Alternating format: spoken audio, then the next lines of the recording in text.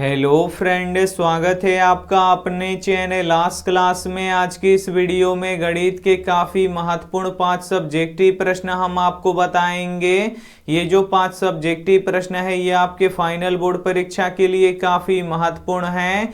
तो इस वीडियो को आप लोग ध्यान से देखिएगा, आपको 100% समझ में आएगा। और चैनल को अभी तक आप सब्सक्राइब नहीं किए हैं तो चैनल को सब्सक्राइब कर लीजिएगा। और सब्सक्राइब करने के बाद एक बेल आइकन आता है तो बेल आइकन को दबा के ऑल पे कर लीजिएगा, ताकि जब भी लाइव क्लास हो तो आपके पास नोटिफिकेशन पहुंचता रहे। तो आइए शुरू करते हैं पहले नंबर प्रश्न से।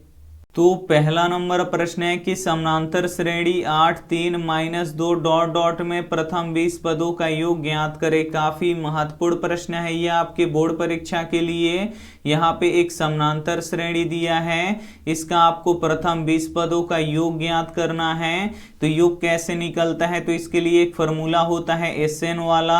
तो SN बराबर क्या होता है, n/2 × 2a plus n-1 × d होता है। इसमें SN क्या होता है, योग होता है, और n क्या होता है, पदों की संख्या होता है, और a क्या होता है, प्रथम पद होता है, और यहाँ पे d क्या होता है, सार्वंतर होता है। तो यहाँ पे सबको आपको लिखना पड़ेगा। तो आइए इस प्रश्न को सॉल्व करते हैं। सबसे पहले लिखेंगे यहाँ पे हल, और सबसे पहले हम यहाँ पे a का मान निकालेंगे। तो a क्या होता है, AP का पहला पद होता है, यानी प्रथम पद होता है। तो AP का प्रथम पद कितना है, 8 है, तो यहाँ पे लिख देंगे 8। उसके बाद हम यहाँ पे D का मान निकालेंगे। तो D का मान कैसे निकलता है, तो दूसरे पद में से पहले पद को घटाना पड़ता है। तो दूसरा पद यहाँ पे 3 लिख देते हैं, इसमें से हम पहला पद घटा लेते हैं 8। तो यहाँ पे देखिए 3 में से 8 घटाएंगे तो कितना बचेगा, -5 बचेगा। और n का मान कितना दिया है, यहाँ पे 20 दिया है। अब हम यहाँ पे योग का फॉर्मूला लिखेंगे SN वाला। तो SN बराबर क्या होता है, n/2 × 2a plus n-1 into क्या होता है, d होता है। बस इसमें आपको मान रख देना है। यहाँ पे n का मान कितना है, 20 है, तो यहाँ पे लिख देंगे 20, और बट्टा के नीचे 2 है तो यहाँ पे लिख देंगे 2, और यहाँ पे 2 है तो 2, और a का मान कितना है, 8 है, तो यहाँ पे लिख देंगे 8, प्लस है तो प्लस, और n का मान कितना है, 20 है, तो यहाँ पे लिख देंगे 20, -1 है तो -1, और d का मान कितना है, -5 है, तो यहाँ पे लिख देंगे -5। अब यहाँ पे देखिए 2 से 20 ये 10 बार में कट जाएगा। तो SN बराबर क्या हो जाएगा, 10 इंटू यहाँ पे देखिए 2 8 कितना हो जाएगा, 16 हो जाएगा। और यहाँ पे प्लस है तो प्लस, यहाँ पे देखिए 20 में से 1 घटेगा तो कितना बचेगा, 19 बचेगा। और यहाँ पे क्या है, -5 है, तो यहाँ पे लिख देंगे -5। अब यहाँ पे देखिए SN बराबर क्या हो जाएगा, 10 इंटू यहाँ पे देखिए 16, और यहाँ पे प्लस माइनस क्या हो जाएगा, माइनस हो जाएगा। और 19 पाँचे कितना हो जाएगा, यहाँ पे 95 हो जाएगा। अब आपको क्या करना है कि 16 में से 95 घटा लेना है।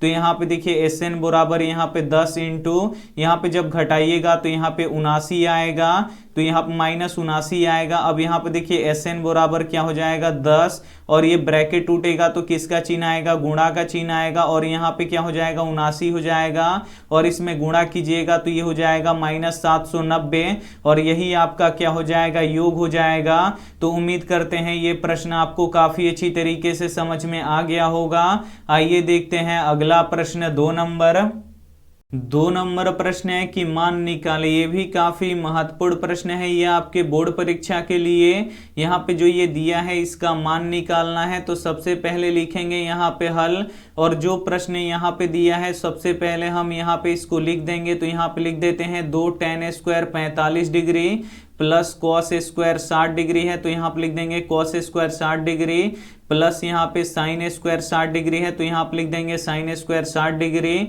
यहाँ पे आपको tan 45 का मान रखना है, और यहाँ पे आपको cos 60 डिग्री का मान रखना है, और यहाँ पे आपको sin 60 डिग्री का मान रख देना है। 2 है तो 2, और यहाँ पे देखिए tan 45 डिग्री का मान कितना होता है, 1 होता है, और इसका स्क्वायर है तो हम भी यहाँ पे स्क्वायर दे देंगे। प्लस है तो प्लस, cos 60 डिग्री का मान कितना होता है, 1/2 होता है, और इसका स्क्वायर है तो हम भी यहाँ पे इसका स्क्वायर दे देंगे। प्लस है तो प्लस, और साइन 60 डिग्री का मान कितना होता है, √3/2 होता है। तो यहाँ पे लिख देंगे √3/2 और इसका भी स्क्वायर है तो हम भी यहाँ पे इसका स्क्वायर कर देंगे। अब यहाँ पे देखिए 2 गुणे 1 का स्क्वायर करेंगे तो कितना होगा, 1 ही रहेगा, प्लस है तो प्लस। यहाँ पे देखिए 1 का स्क्वायर करेंगे तो 1 होगा और यहाँ पे देखिए 2 का स्क्वायर करेंगे तो कितना होगा, 4 होगा। जो ये स्क्वायर है ये 1 के लिए भी है और 2 के लिए भी है। तो 1 का स्क्वायर करेंगे तो 1 होगा और 2 का स्क्वायर करेंगे तो 4 होगा। यहाँ पे देखिए यहाँ पे √3 का जब हम स्क्वायर करेंगे तो यहाँ पे देखिए कितना हो जाएगा, स्क्वायर का अर्थ होता है कि यही चीज 2 बार गुणा होगा।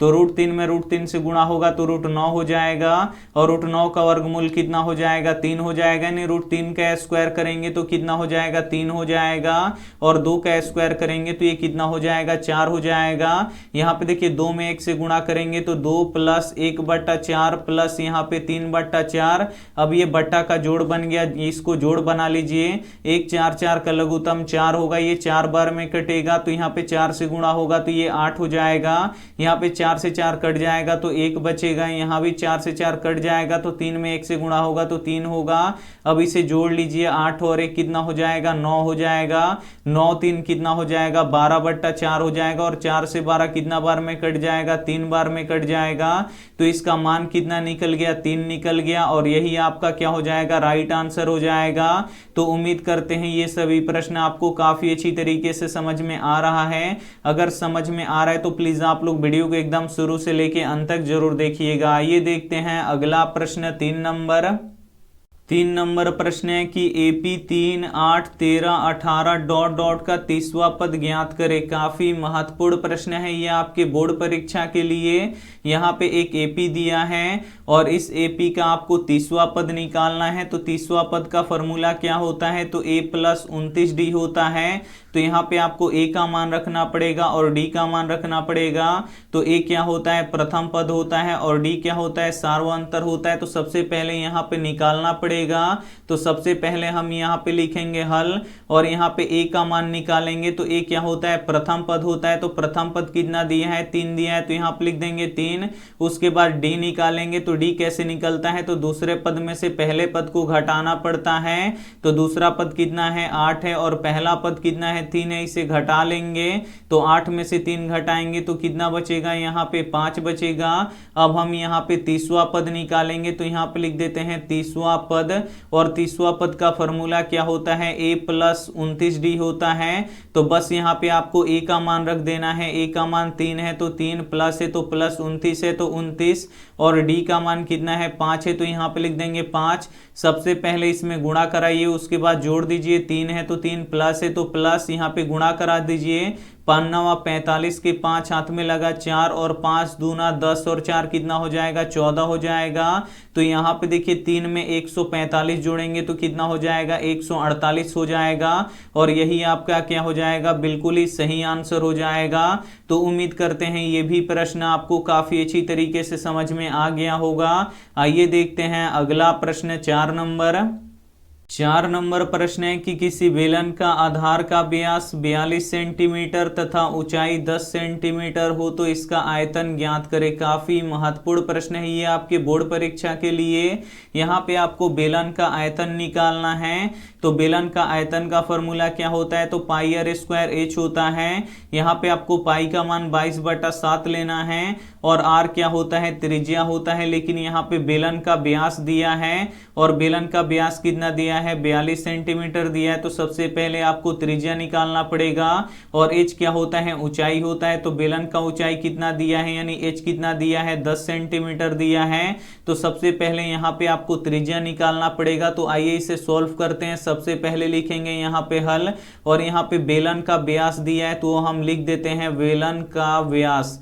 यहाँ पे हम लिख देते हैं बेलन का व्यास बराबर कितना दिया है, 42 सेंटीमीटर दिया है। तो हम यहाँ पे बेलन का त्रिज्या निकालेंगे। तो हम यहाँ पे लिख देते हैं बेलन का त्रिज्या और त्रिज्या का फॉर्मूला क्या होता है, तो ये होता है व्यास बट्टा 2। तो यहाँ पे देखिए व्यास कितना दिया है, 42 सेंटीमीटर और बट्टा 2 करेंगे और 2 से 42 कितना बार में कट जाएगा, 21 बार में कट जाएगा। तो यहाँ पे निकल गया 21 सेंटीमीटर। अब हम यहाँ पे बेलन का आयतन निकालेंगे। तो हम यहाँ पे लिख देते हैं बेलन का आयतन। हम यहाँ पे लिख देते हैं बेलन का आयतन और बेलन का आयतन का फॉर्मूला क्या होता है, पाई आर स्क्वायर एच होता है। और पाई का मान कितना होता है, 22/7 होता है। और आर कितना है, यहाँ पे देखिए 21 सेंटीमीटर है, तो यहाँ पे लिख देंगे 21 सेंटीमीटर।